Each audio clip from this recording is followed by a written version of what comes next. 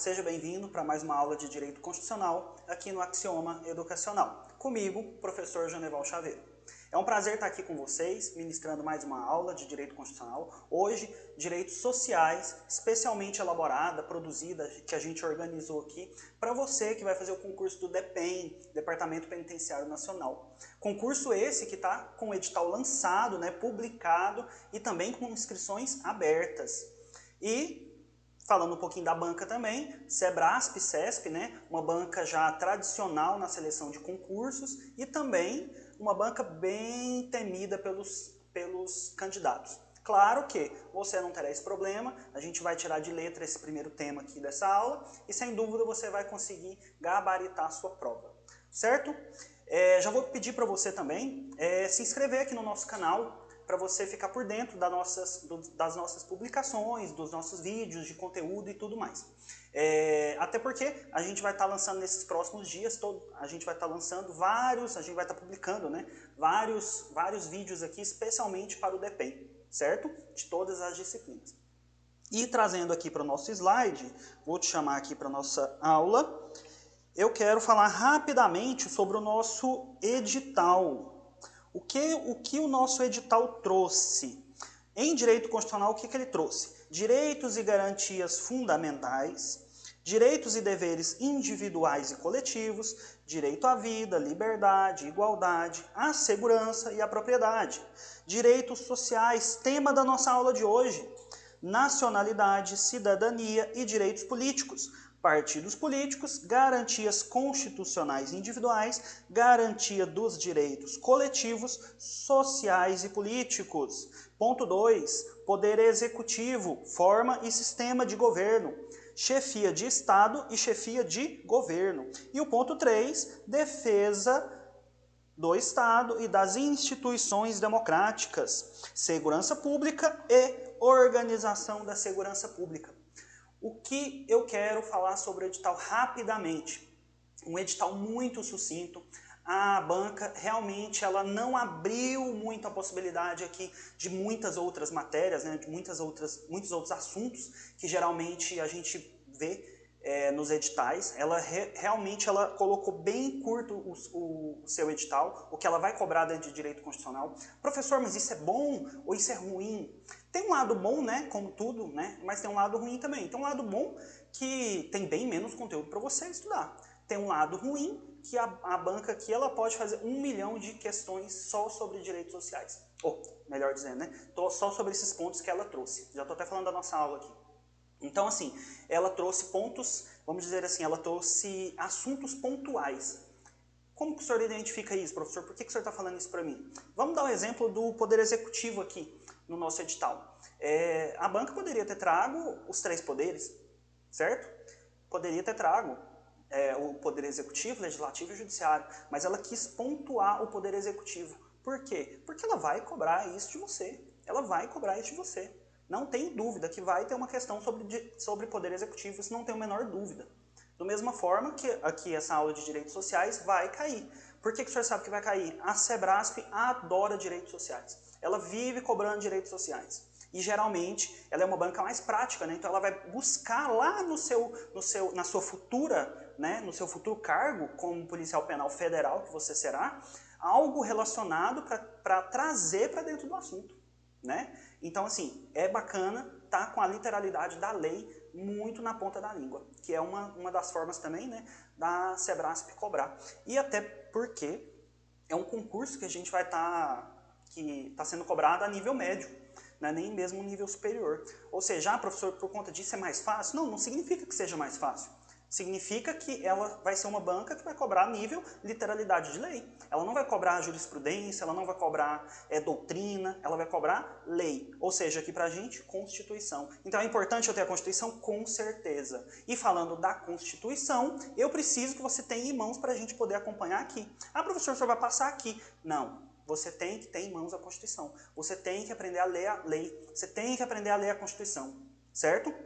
Pega a sua Constituição. Se você não tiver ela no papel, baixa ela no celular, baixa ela aí no seu computador e acompanha a aula aqui comigo. Seguindo aqui, eu tenho também o edital de direitos humanos, só para falar um ponto aqui, em direitos humanos também foi cobrado direitos humanos no ponto 2, direitos humanos e direitos fundamentais da Constituição de 88, do artigo 5º ao 15, ou seja, vai nessa aula aqui, só pelo fato de você estar assistindo a aula de direitos sociais, você já vai conseguir matar 2 pontos no seu edital.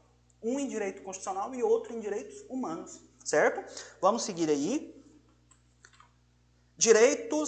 Dos direitos e garantias fundamentais, capítulo 2 dos direitos sociais. Onde está esse tema, professor? Do artigo 6º ao 11 da nossa Constituição da República Federativa do Brasil. E o artigo 6º nos diz o seguinte, vou pegar minha caneta para acompanhar aqui com vocês. São direitos sociais a educação, a saúde, a alimentação, o trabalho, a moradia. Frise a moradia na sua Constituição. Por quê? Moradia é direito social, o que difere do direito à propriedade. Que letra horrorosa, professor. Propriedade. É diferente de direito à propriedade. Certo? Aqui nós temos direito social à moradia, não é direito à propriedade. Temos o transporte também. Por que frisa o transporte, professor? Porque transporte foi incluído pela Constituição, pela Emenda Constitucional número 90, em 2015. Anote aí, Emenda Constitucional 90 de 2015.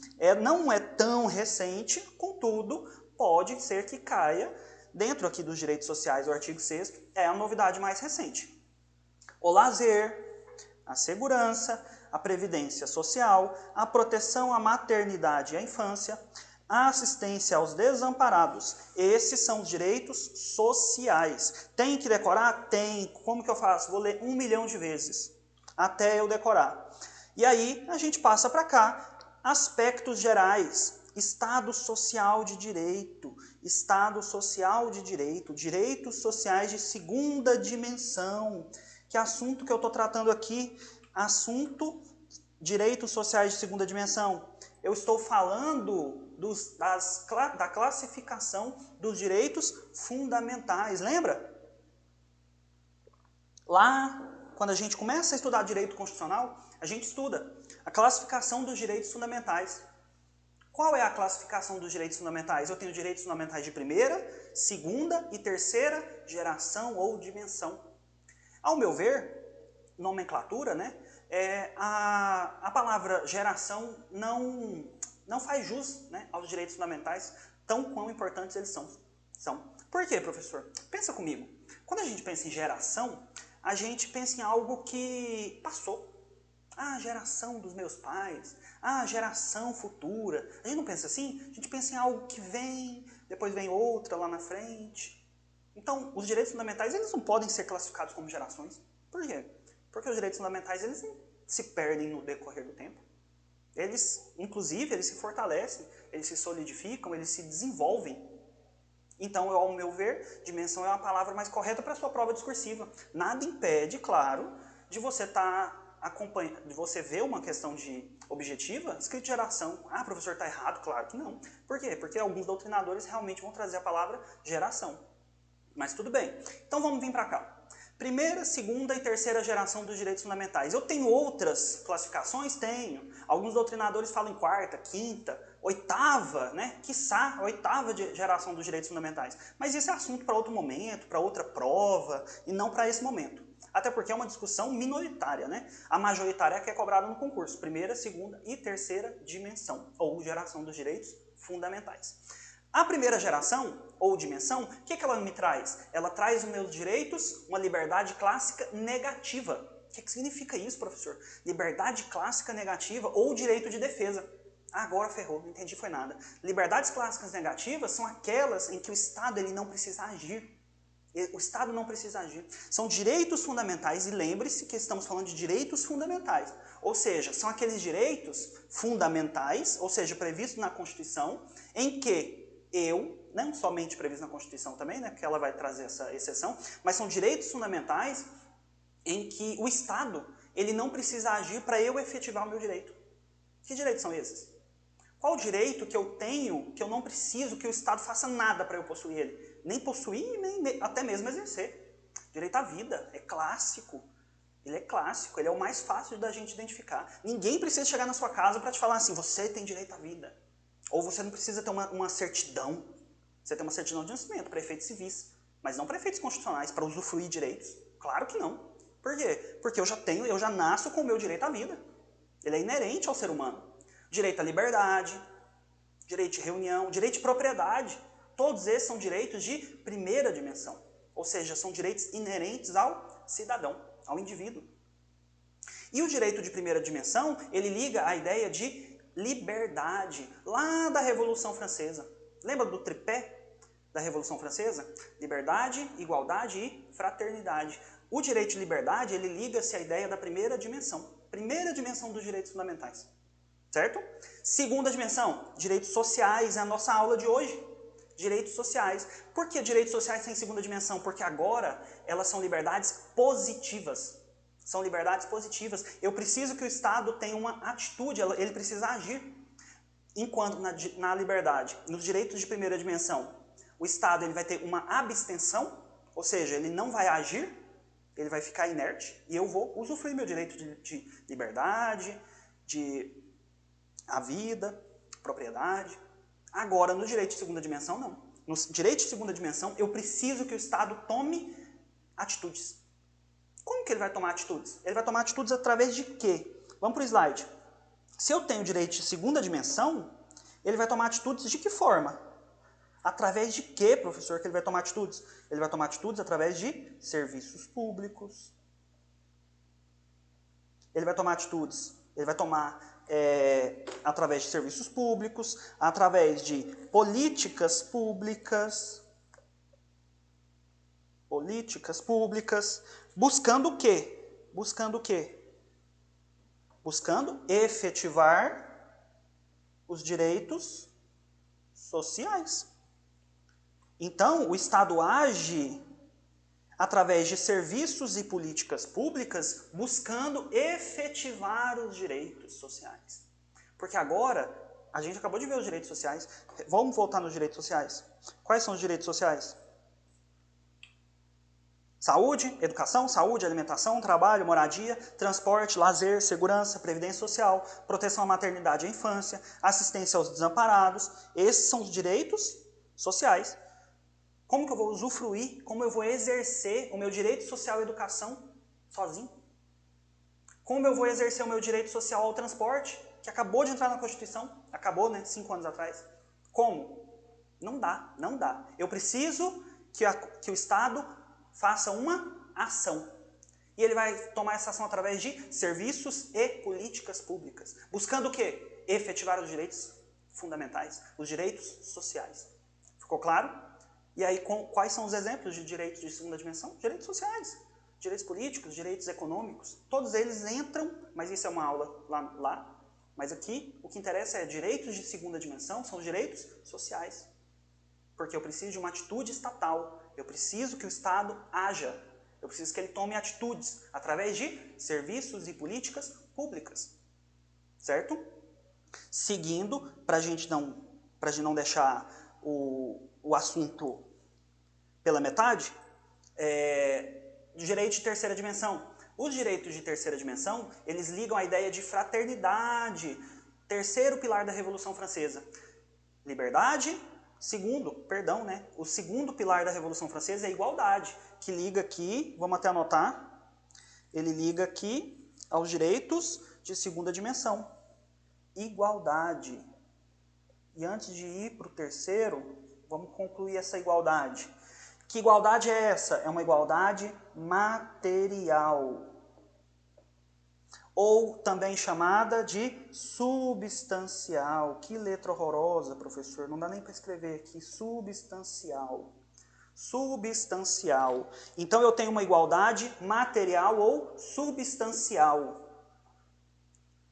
Certo? O que é uma igualdade material ou substancial? Lembra da aula de direito constitucional, quando a gente aprende? Lá atrás, no artigo 5º, quando a gente fala de igualdade, a gente vem tratar o quê? De igualdade material e igualdade formal. A igualdade material, a igualdade formal, é aquela que eu trato todos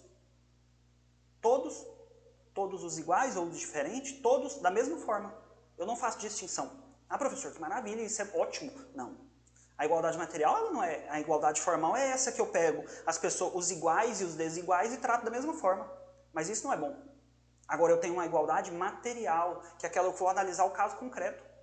É aquela que eu vou analisar, que eu vou tentar tirar aquela desigualdade que existe, eu enquanto Estado, e vou trazer aquela pessoa que está em pé de desigualdade para o mesmo nível. Isso é igualdade material. É essa igualdade que a gente está falando aqui, dos direitos sociais. É essa igualdade que a gente está falando aqui. Me dá um exemplo, professor, rapidinho, só do que é uma igualdade material. As políticas sociais que o Estado trabalha, que o Estado faz, principalmente, né, através da assistência social. É um dos exemplos, mas a gente tem também o vale transporte para estudante, ou que tem desconto, ou isenção total, bolsas de estudo, fila preferencial para idoso, para deficiente, e todo aquele rol de preferenciais. Tudo isso é igualdade material. Certo?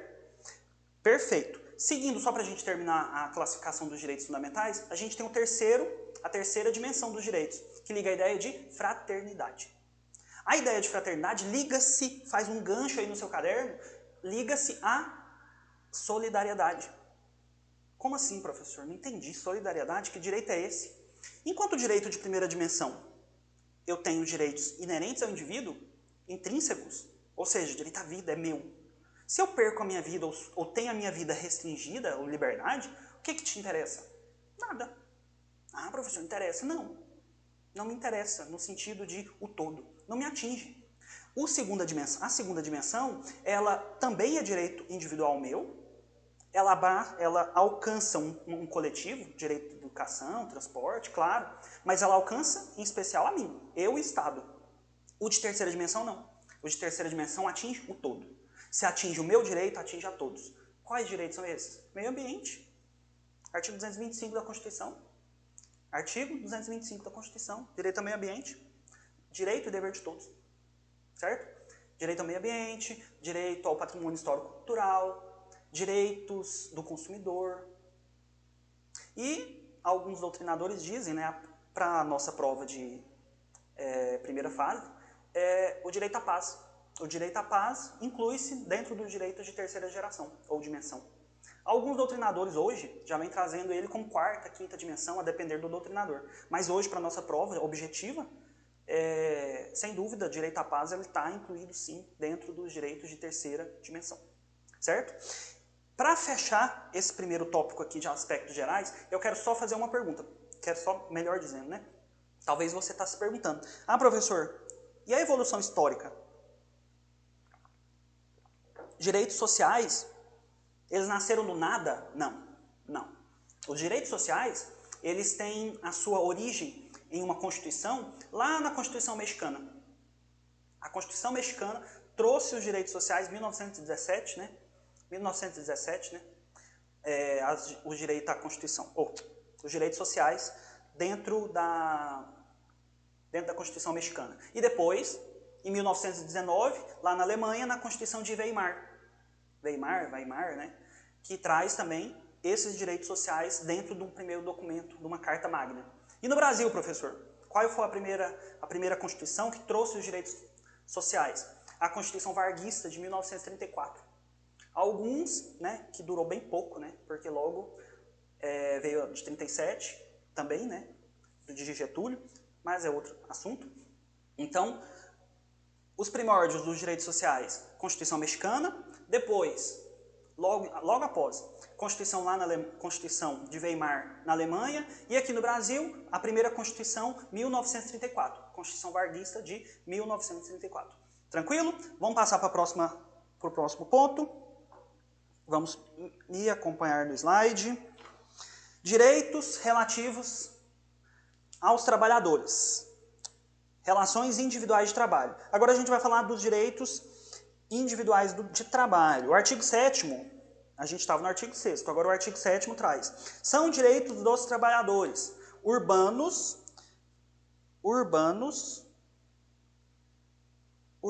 e rurais. Não me cai nessa pegadinha. As provas geralmente trazem que os direitos dos trabalhadores do artigo 7º são só para trabalhadores urbanos ou só trabalhadores rurais. Não cai nessa pegadinha, tanto rurais quanto urbanos. Além de outros que visem a melhoria de sua condição social. Ou seja, quando a Constituição trouxe além de outros que visem a melhoria da condição social, esse artigo ele vai ter 34 incisos. Nossa, professor, isso tudo? Sim, ele vai ter 34 incisos. Nossa, ficou pior. 34 incisos. Esses 34 incisos, o rol dele é taxativo ou exemplificativo? Óbvio que é exemplificativo, óbvio. Como que eu sei disso? Quando ele trouxe além de outros, aonde que vai estar esse outros? Ué, se não está na Constituição, tem que estar na legislação infraconstitucional. Aí isso já não interessa pra gente aqui mais. Aí já ficou abaixo da Constituição, não interessa pra gente. Mas vai ter que estar. Ou seja, um rol exemplificativo. Então, se eu tiver um direito social lá numa legislação infraconstitucional, mas que favorece a mim, trabalhador, eu posso usufruir dele? Claro, óbvio. Com certeza, sim. E não vou trabalhar aqui com vocês inciso por inciso. Por quê? Porque o inciso, primeiro, né, são 34 incisos. A gente não vai trabalhar 34 incisos aqui em aula. Por quê? Primeiro que a gente vai gastar muito tempo aqui por uma coisa que talvez não é tão necessária quanto outros pontos que a gente pode trabalhar. E também, leitura de inciso, de lei, cabe a você, na sua casa, ler 1, 2, 10, 50 vezes. Então não cabe aqui uma aula e nenhuma aula a gente vai ter isso. Ficar lendo inciso, letra de lei. Pega a sua Constituição, lê o artigo 7º, ele é grande, são 34 incisos.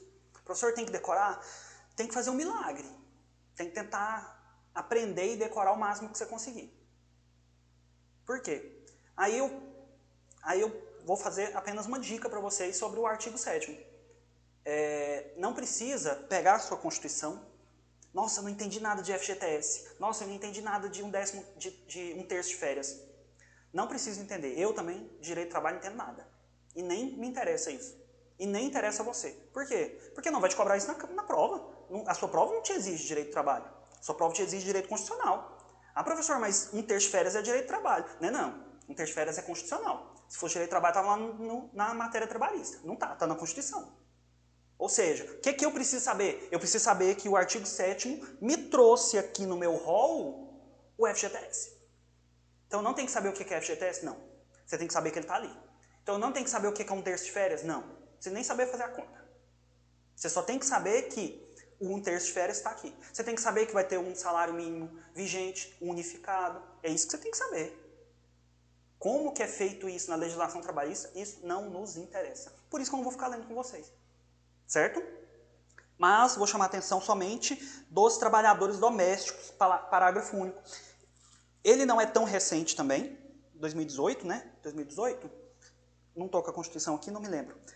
Os trabalhadores domésticos também tivemos uma mudança recente. E os trabalhadores domésticos, convém vocês, está lá no parágrafo único, convém vocês estarem lendo também ele, porque ele pode ser que caia. Se fosse para eu elaborar uma prova hoje, com certeza eu elaboraria dentro dos trabalhadores domésticos. Por quê, professor? Porque dentro do artigo 7º, ele não é que ele está batido, mas assim, é muito fácil você decorar. Decorar não é tão difícil. Então, agora, o parágrafo único traz algumas exceções, porque ele vai elencar alguns incisos que são para o trabalhador doméstico e outros não. Aí isso aí pega, porque aí às vezes a sua banca talvez, né, fez essa prova no dia com o demônio do lado, e aí ela vai fazer o quê? Vai te desenhar o capeta na sua prova e você não vai conseguir lembrar porque você não leu o artigo. Porque realmente ele pega o parágrafo único, vai lá e coloca que o inciso primeiro aplica aos trabalhadores domésticos. E ele não aplica. Aí você se ferra. Então tem que fazer o quê? Ler a lei. Ler a Constituição. Certo? Então vamos passar. Direitos coletivos dos trabalhadores. Agora, enquanto o artigo 7º traz direitos individuais, o artigo 8º até o 11, ele traz direitos coletivos. coletivos dos trabalhadores. Direitos sociais coletivos dos trabalhadores. E vamos falar do artigo 8º. O artigo 8º, ele fala do direito de associação profissional ou sindical. Direito de associação profissional ou sindical. O que o artigo 8º fala? A gente vai passar por ele brevemente também, porque ele é do mesmo sentido do artigo 7º. Nós não podemos ficar lendo aqui, perdendo tempo aqui nessa aula com isso. A gente vai só passar brevemente. Vou só pontuar algumas coisas que vocês precisam ter mais atenção. Artigo 8º. É livre a associação profissional ou sindical. Observado o seguinte. 1. A lei não poderá, risca na sua Constituição, não poderá exigir o quê? Autorização. A lei não, presta atenção, a lei não poderá exigir a autorização do Estado para a fundação de sindicato, ressalvado o registro no órgão competente, vedadas ao poder público a interferência e a intervenção na organização sindical. Preste atenção rapidamente nesse inciso. O que ele está me dizendo? Ele está me dizendo que a lei, ou seja, uma lei infraconstitucional, não vai poder dispor o quê? Trazendo alguma situação em que o Estado vai exigir alguma autorização. Vai exigir autorização para a fundação, ou seja, para criar um sindicato. Beleza. 2. É vedada a criação de mais de uma organização sindical em qualquer grau representativa de categoria profissional ou econômica. Na mesma, preste atenção, o que o legislador trouxe aqui, o legislador constituinte trouxe, na mesma base territorial, que será definida pelos trabalhadores ou empregadores interessados, não podendo ser inferior à área de um município. O que esse inciso está me dizendo? Esse inciso está me dizendo que, uma vez criada aqui, a nossa sede aqui, do Axioma, em Goiânia, uma vez criada um sindicato dos trabalhadores em Goiânia, eu não posso ter outro sindicato na mesma localidade. É isso que ele está falando aqui. Ah, professor, então eu só posso ter um sindicato da mesma classe em outro município? Isso. Vejamos. Aqui em Goiânia. Se aqui em Goiânia eu tenho um sindicato dos farmacêuticos, eu só vou poder ter outros sindicatos farmacêuticos no outro município. Aqui não. Certo? Seguindo. Ao sindicato cabe a defesa dos direitos, pegar um marca-texto, dos direitos e interesses coletivos ou individuais da categoria, inclusive em questões, presta atenção, judiciais ou administrativas. Então o sindicato ele pode buscar tanto judicial quanto administrativo? Sim. 4. A Assembleia Geral fixará a contribuição que, em se tratando de categoria profissional, marque esses pontos, em se tratando de categoria profissional, será descontada em folha para custeio do sistema confederativo da representação sindical respectiva, independentemente da contribuição prevista em lei. 5. Ninguém será obrigado a filiar-se ou a manter-se filiado. Então, se eu tiver filiado, eu posso desfiliar a qualquer momento. 6. É obrigatória a participação do sindicato nas negociações coletivas.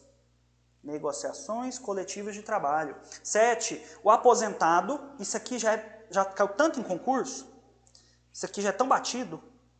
O aposentado filiado tem direito a votar e ser votado. Isso aqui já é batido. Ele pode sim votar e ser votado. 8. É vedada a dispensa do empregado sindicalizado a partir do registro da candidatura a cargo de direção. Presta atenção. É vedada a dispensa do empregado sindicalizado a partir do registro da candidatura a cargo de direção ou representação sindical. E se, trouxe uma condição, e se eleito, ainda que suplente, até 1 ano após o final do mandato, salvo se cometer falta grave nos termos da lei. Ou seja, aquele que se candidata, a partir do momento que ele candidatou e ele foi eleito, se eleito, ainda que suplente,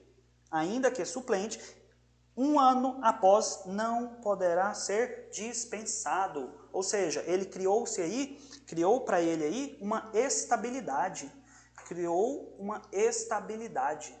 Certo? Vamos seguir, para a gente concluir, que estamos perto do fim já. Direito de greve. Artigo 9º, ele traz, é assegurado o direito de greve, competindo aos trabalhadores decidir sobre a oportunidade de exercê-lo e sobre os interesses que devam, por meio dele, defender. Parágrafo 1º. A lei definirá os serviços ou atividades essenciais e disporá sobre o atendimento das necessidades inadiáveis da comunidade. Parágrafo 2º. Os abusos cometidos sujeitam os responsáveis da lei. Antes da gente passar aqui para o 10º, volta aqui comigo, só fazer uma pontuação sobre esse parágrafo, sobre esse artigo 9º do direito à greve. Esse direito à greve, ele é da iniciativa privada ou ele é do servidor público seu? Você amanhã vai ser um servidor público. Ele é da iniciativa privada. Ah, professor, então eu posso exercer dele também por analogia ou por interpretação extensiva? Não cola. Não vai. Isso aqui é para a iniciativa privada. E até porque não é o momento para a gente falar disso. Mas rapidamente, só falando do direito de greve do servidor público. O STF, recentemente, ele já determinou que atividades da segurança pública, do 144, ela é de natureza essencial. Ou seja, amanhã o senhor será um policial penal federal. Você pode fazer greve? Não. Quem disse isso? O STF. Isso vai cair na minha prova? Provavelmente não. Mas é bom já você ter isso em mente. Então, os órgãos que compõem a segurança pública não podem realizar greve. Certo? Quem decidiu isso foi o STF. Seguindo, direito de substituição processual e direito de participação ou representação. O artigo 10º diz: é assegurada a participação dos trabalhadores e empregadores nos colegiados dos órgãos públicos em que seus interesses profissionais ou previdenciários sejam objeto de discussão e deliberação, ou seja, direito de participação nos colegiados. Artigo 11. Nas empresas com mais, grifem no seu código, na sua Constituição, mais de 200 empregados, é assegurada a eleição de um representante destes com a finalidade exclusiva de promover-lhes o entendimento direto com os empregadores. Para fechar, eu quero trazer uma discussão. Reserva do possível e mínimo existencial. O que é isso? Reserva do possível e mínimo existencial. É uma dicotomia mais difícil que o Poder Executivo tem hoje em dia. Por quê? De um lado, eu tenho a reserva do possível. Do que se trata isso, professor? A gente não está falando aqui de direitos sociais? Como que eu vou efetivar um direito social à saúde, à educação, à moradia, seguridade social, assistência aos desamparados? Como eu efetivo um direito social sem recurso financeiro? É impossível. Agora, do outro lado, eu tenho o mínimo existencial. O que vem a ser o mínimo existencial? O mínimo existencial trata-se do íntimo da pessoa, do ser humano, do particular. Ou seja, eu tenho um mínimo para viver, eu preciso ter um mínimo existencial para eu ter uma vida digna, para assegurar lá na Constituição, lá no nosso artigo 1º, o direito fundamental lá, o direito, né, que é um dos fundamentos, da dignidade da pessoa humana. Então é uma dicotomia que o Estado ainda não conseguiu uma solução. Professor, isso vai ser me perguntado? Não, mas talvez é uma discussão para a sua prova. Talvez é uma discussão para a sua prova discursiva. E é importante a gente estar por dentro disso. Eu tenho uma posição hoje majoritária? Não. Eu tenho uma posição pelo menos minoritária para eu falar? Não. Não. Isso vai ser de caso a caso. Mas é uma discussão muito boa para se levar para uma prova de discursiva, uma redação. Por quê? De um lado eu tenho o mínimo, de um lado eu tenho a reserva do possível, que ela é escassa e ela é limitada. De outro eu tenho o mínimo existencial, ele é ilimitado. Ou seja, uma dicotomia, é um choque. De um lado eu tenho um ponto que é limitado, que é o recurso financeiro. De outro eu tenho os direitos e necessidades inerentes às pessoas, aos indivíduos, que eles são ilimitados. Então fica aí, hoje a gente encerra por aqui. Acredito que foi bem esclarecedor aí para vocês. Volto a pedir para vocês, leiam a Constituição Federal, leiam e releiam e releiam e releiam o artigo 7º, 8º, até o 11 aqui, onde a gente chegou. Depois a gente volta em outras oportunidades, trazendo um pouquinho mais de direito constitucional para vocês e até a próxima.